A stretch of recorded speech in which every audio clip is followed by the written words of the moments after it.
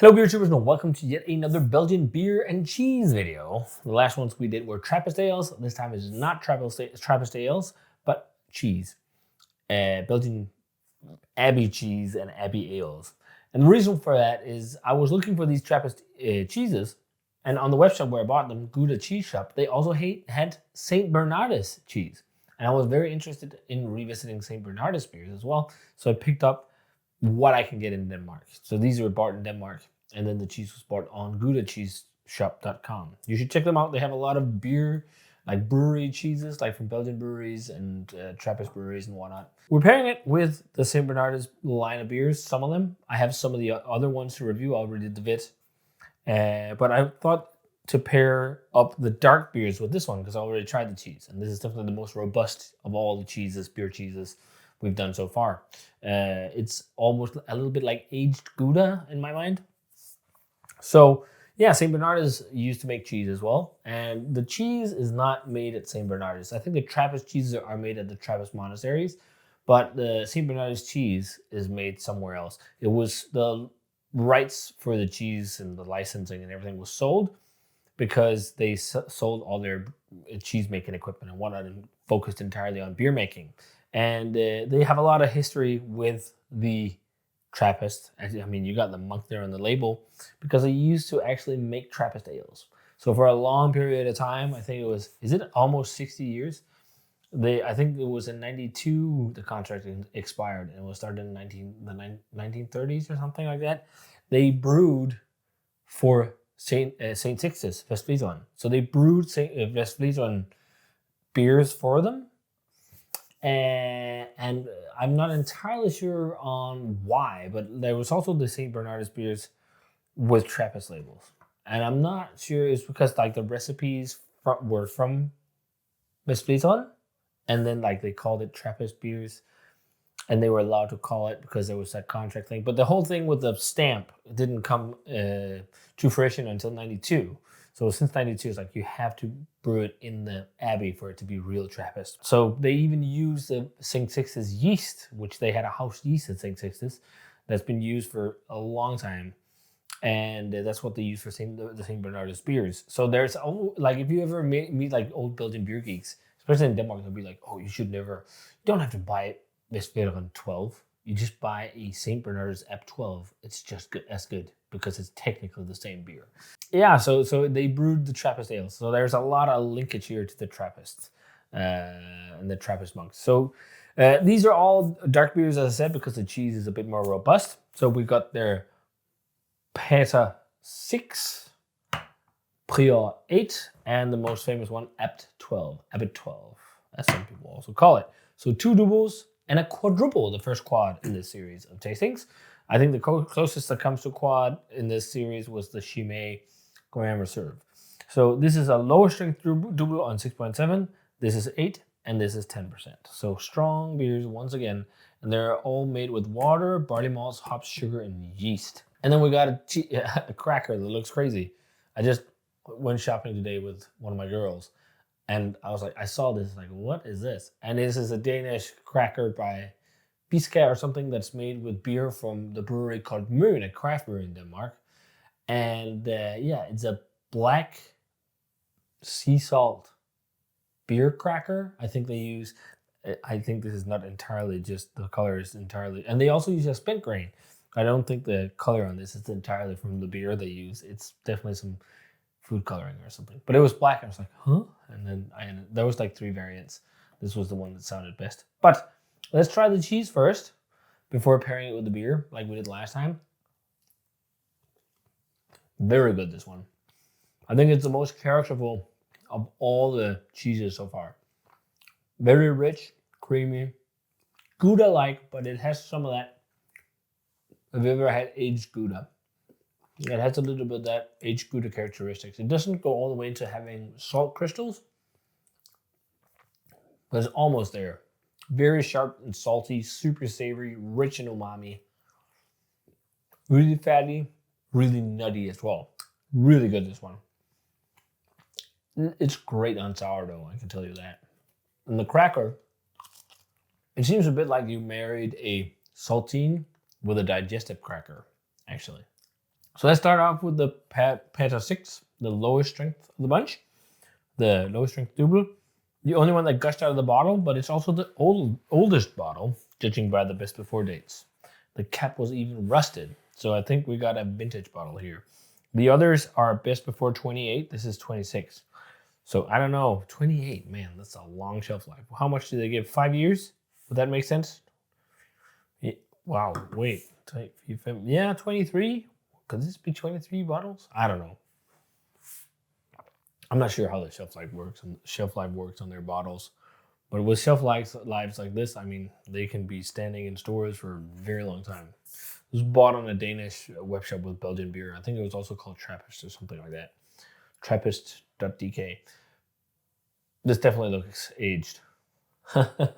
It has a slight gray hue to it when I hold it up to the light. Man, I hope this has been in proper conditions. It's like grayish brown.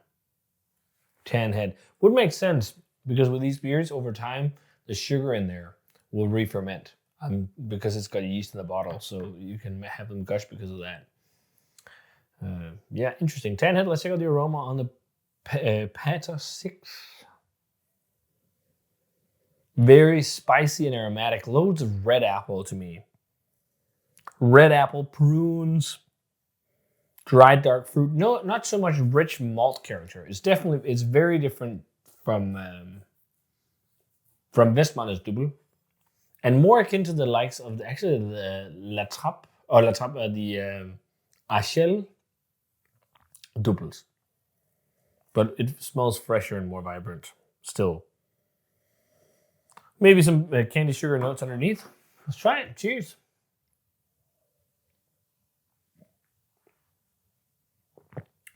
High carbonation, high phenolic, really spicy. A little bit of a nutty note. Lots of red apple. Red apple skins. Very spicy. Also bitter. There's definitely some hop character to this one as well. Yeah, this is like very, kind of like a fresh and aromatic Dubbel. It's not like as heavy and rich as some can be, but it's definitely not got anything on Westmaler's. It's more fruity and more spicy on the palate. Try and pour some more. Also, maybe even a touch of licorice or star anise or something like that. There's like a spice characteristic. But let's move on to, I think we'll try the beers first and then we'll just jump around pairing with the cheese. Number 8, the Brewed 8. So this one is a little bit more red-hued. Yeah, it doesn't look grayish. This one definitely looks like it's an older bottle. It didn't taste oxidized, but this is more vibrant in the color. It's still brown and whatnot. It has some reddish hues. More of a tan head. The head looks darker on this. It's also a whole lot stronger. A little over 1%. Let's check out the aroma on the Brewed 8. Wow, a lot of stewed fruitiness on this one. Also the red apple and pruny notes to it. Also like plum notes and some spice. There's a bit more candied sugar here as well. And nuttiness. And also toffee. Or just Belgian candied sugar for sure. It smells still bright and fruity and whatnot, which is interesting, but also a little bit robust and more robust than the other one. It's been years since I had these. This is going to be fun. Let's try it. Cheers.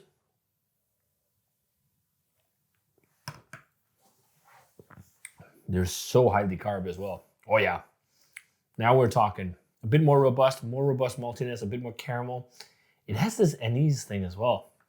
Star anise kind of spiciness. It's got a little bit of a dark fruit vibe. It's also got a lot of spice, also a high hop character. Like it's definitely quite hoppy and spicy and bitter too.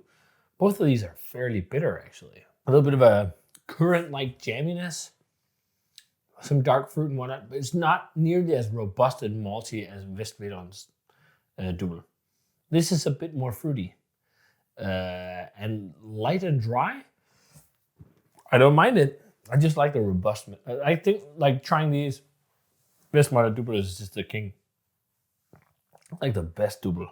It's really nice. Definitely, I like this more than the 6, but I think the reason why is because the 6 has a little bit like just lack of vibrancy compared to the other one. But let's jump over to the big boy. This is the one I'm the most excited about. I used to really love this beer. I haven't had it in quite a long time. EP12 from St. Bernardus. But let's check this one out.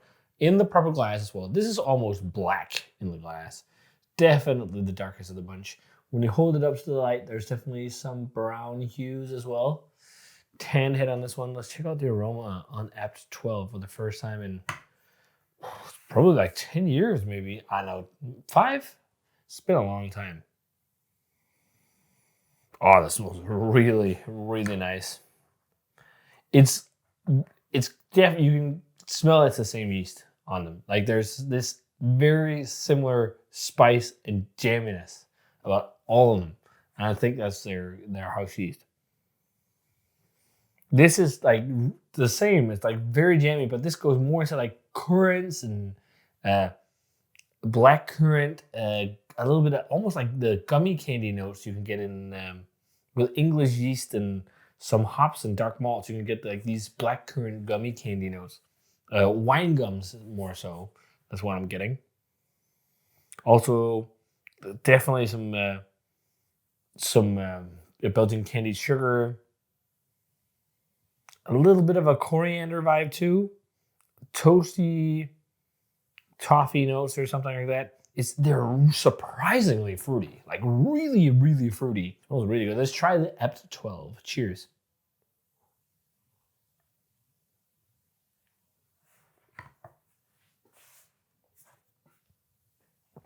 They have so high CO2, these beers. Wow. Wow, that is so impactful. Whoa, there's so much going on here. What a jump. What a jump. Like the jump from these two, you'd think they're not that high.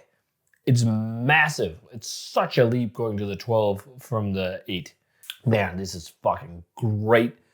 Great quad. This is like benchmark textbook quadruple. That's how you do it. Loads of yeast character, loads of malt character, loads of spice, loads of phenolics, candy sugar notes. It really outshines the rest. I'm glad I did that one last. Let's pull some notes here. So, red apple is there, both crisp and stewed. Same kind of dark fruity notes, datey, figgy, plummy notes to it, but more amplified than the rest. Also some of the currant vibes, toasted nuttiness, candied sugar, plethora of spices. It doesn't go into anise so much. I think it's more coriander and black pepper. Rich candied sugar vibe. Rich yet really dry mouthfeel. Like you can feel it's rich in the mouth, but it's like highly carb and drying as well at the same time. Dry, dark fruits, maybe a bit of tobacco, leathery notes. I actually thought I'd find chocolate in one of them because I was getting a chocolate whiff off camera when I was pouring and stuff. I'm not really getting that. Maybe coconut on this one a little bit. But yeah, this is great, this quad. Let's try it and have some cheese. See how it pairs. The Bernardus cheese with the Bernardus beers. The characteristic of the beer and cheese, the 12 and the cheese is pretty dope.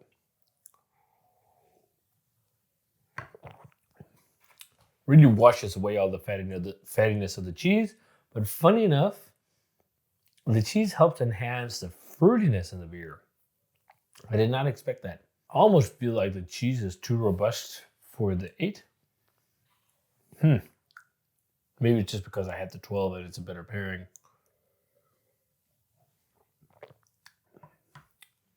Yeah, I actually think that's why. Best pairing is the 12 with the cheese. The cheese is almost too rich for the 2 beers. Wow, I did not expect that. But I think it's maybe not that. I'm wobbling with cheese. I think what the case is that this is a great pairing and these are lesser good pairings. Could also be that the 12 is so vibrant and intense and flavorsome. It just pairs better with the cheese. Okay, I'll stop eating now. Maybe just take a bite of the cracker on the side. Wow. We're going to have to do that again. The combination, wow. That's fucking great. It's like the combination of the cracker, the cheese, and EP12 just amplifies everything. It's like when you take the sip, you get that really nice, fruity, caramelly, nutty quadruple flavor. And just enhances everything else.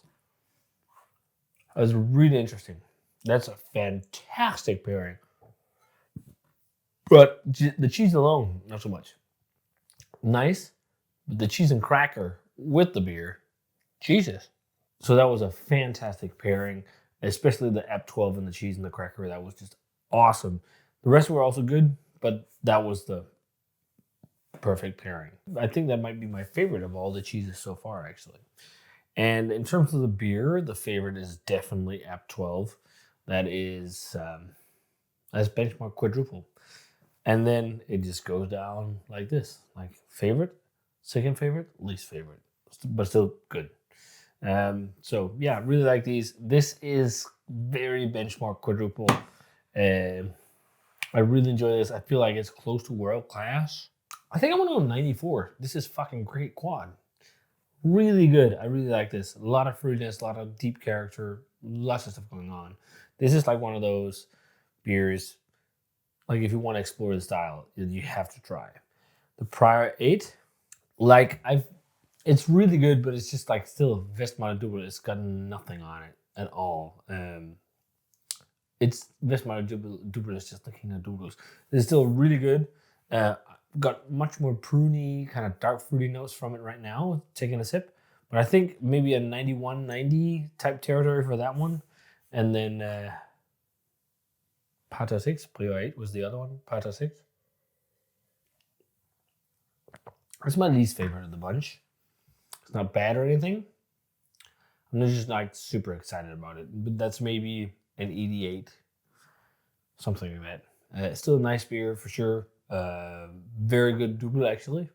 It's just like when you have it side by side with these, it pales a lot in comparison. But it's very much like more of a, like they all have similar characteristics, but this is like, it's more of a sessionable variety of the rest, if you can say it like that. It's still good, but the others are really damn awesome. Maybe even an 85. I don't know. I'm not like a mega fan of this bottle. Fun to revisit these. So yeah, if you guys had the chance to try St.Bernardus beers and the cheese, let me know what you thought of them. Fun to do another beer and cheese video. Hope you guys enjoyed it. We got one last one coming, which will happen as soon as I get the last of the fresh bottle of this beer, the Orval. This is going to be such a great video. I love Orval. It's my favorite of all the Trappist. We're going to be doing a very fun vintage tasting with Orval cheese. So stay tuned for that. As always, remember to comment, subscribe, check out the Facebook fan page, Twitter, and Instagram. Give the video a thumbs up if you enjoyed it, and ring the bell for future notifications about videos. And I want to say cheers in my favorite, EP12, and see you guys in another beer review.